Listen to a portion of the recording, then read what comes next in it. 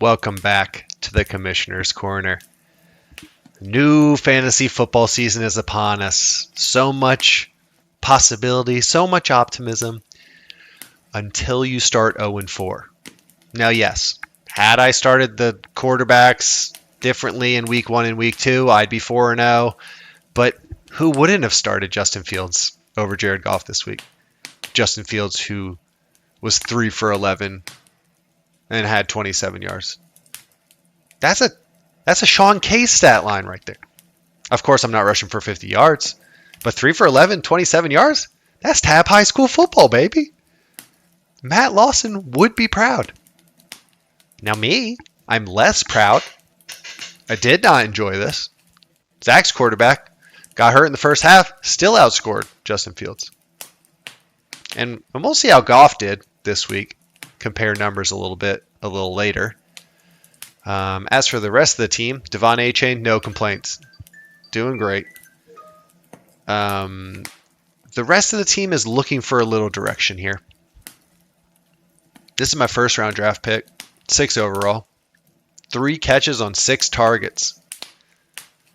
Not exactly what you're looking for out of a first round draft pick. Now, J.J. McCarthy did just get hurt. So Carson Wentz, maybe he's the answer to my problems.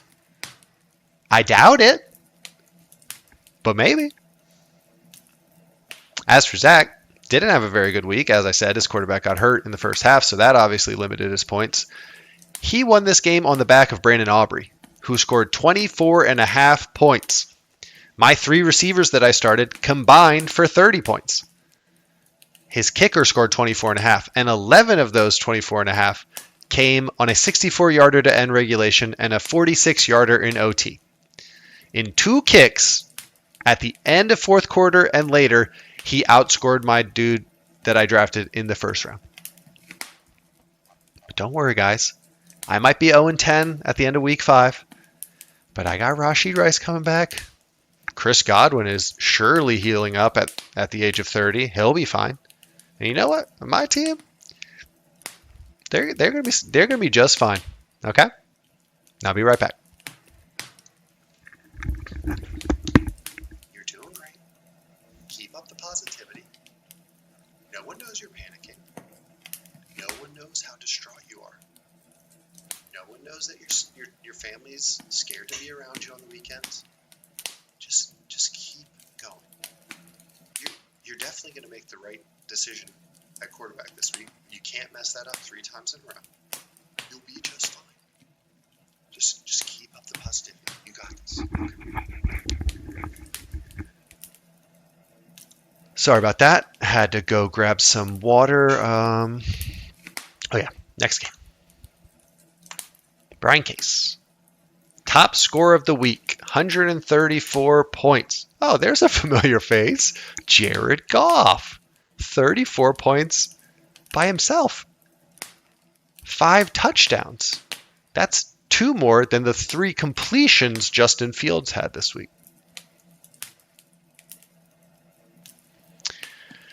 Now, Brian's team's got some good running backs. RB3, Jonathan Taylor, and RB2, Javonte Williams. Javonte Williams was drafted in the 10th round. If he keeps anywhere near this production, that is the value pick of the century right there. The rest of the team, other than this glaring hole at tight end, is looking pretty solid, and he goes 2-0 this week. The Priors, also off to a good start this season, still get a point this week because of the median. Had a good week. Jaden Daniels did get a little hurt. Hopefully that's not the injury bug following them from last year. They've been able to avoid the injury with CMC. Their team kind of boom or bust. Marvin Harrison, TJ Hawkinson, very low weeks. This is potentially another JJ McCarthy issue. Maybe Carson Wentz is the savior for both of us. Unlikely, but here we are. They go 1-1 this week. Next up, Paul versus Skip. Paul with the low score of the week. Good running backs, but the wide receivers in the starting lineup this week, not exactly what you're looking for. That's not to say he didn't have wide receivers that had good weeks, but the wide receivers in the starting lineup did not do well. Having 6 startable wide receivers will definitely be something to follow for Paul throughout this season. Now, he put up the cash. He dropped 40% of his fab budget last week to get this wide receiver depth. It's just a matter of how he uses it. As for Skip, a middling week. Saquon and Chubb did well. Jalen Hurts will be a bit of a question mark. Going up against a good defense this week, but 100 yards passing. This offense looks like it just wants to push its way down the field. 9 carries for 15 yards. They're winning. That's all they care about. Will it be enough to sustain fantasy players? That is another question. Skip goes 1-1 because he was lucky enough to play against Paul this week. Next matchup, Ryan just barely missing out on the highest score of the week. Still has a very good week. Lamar did work. Jamar Chase, huge bounce back week after week 1. 14 catches on 16 targets. These are the numbers you want from a round 1 draft pick. These are not 3 catches on 6 targets. These are better statistics for a round 1 pick. Now, will he be able to continue that performance with Browning? Yet to be seen, but that's a good bounce back week for Chase. Also, Rome Odunze popping off. I'm not sure how much of this was in garbage time, but that is a big week out of room. As for Brittany's team, she was in the unenviable spot of being the 7th highest score on the week, just missing out on the median point. Down week from Josh Allen. Amarion Hampton off to a slow start, rookie running back. Puka, her namesake, part of her namesake, doing what Puka does, still performing at a high level. Has some good players on the team. There might be some players that should no longer be on the team, though. But she's got some depth. We'll see what she does with it. Next up, Jeff, I hate my team Sherratt, off to a solid start this season. This one was mostly on the back of Amon-Ra St. Brown. 35 points with Goff throwing the ball to him. 3 touchdowns. My quarterback had 3 completions. His wide receiver had 3 touchdowns. That and Mahomes is what got Jeff to 120 points this week and the 2-0 scoreline. Now Chase nearly avoids the first worst, reminiscent of his last season performance. Derrick Henry throws up a dud after looking unstoppable in week 1. Tucker Kraft got Chase off to a hot start on Thursday Night Football. Unfortunately, that was over a quarter of his total point score for the week. The momentum did not carry into the weekend.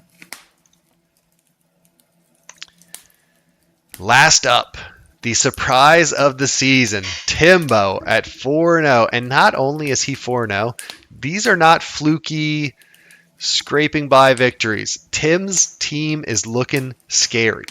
Josh Jacobs looking good. James Cook looking elite. Neighbors popping off with Russell Wilson throwing him the ball. JSN looking good. Maybe some question marks at quarterback, but he's even got depth at running back and wide receiver. This is uncharted territory for Tim. He's got good players throughout his lineup. It'll just be a matter of, can he handle the pressure? We've never seen Tim in this position before.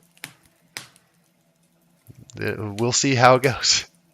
Now, as for Lou barely scrapes out the median point victory to get his first win of the season. Bijan and Dak off to good starts, but he's got some question marks. Again, the Eagles offense, just not sure how sustainable they'll be from a fantasy perspective. I'm sure Lou is very active on the trading block trying to fill whatever gaps he might see in his lineup. Looking at the table, it's still super early, but Tim resoundingly in first place, 20 points ahead of the next highest person for points for. Paul and I down at the bottom, 0-4. Paul's not even averaging 80 points a week, off to a slow start, but it's early. There's plenty of time. That being said, 0-4 does feel bad. But it'll get better. Surely it'll get better. And we'll see if it gets better on the next Commissioner's Corner.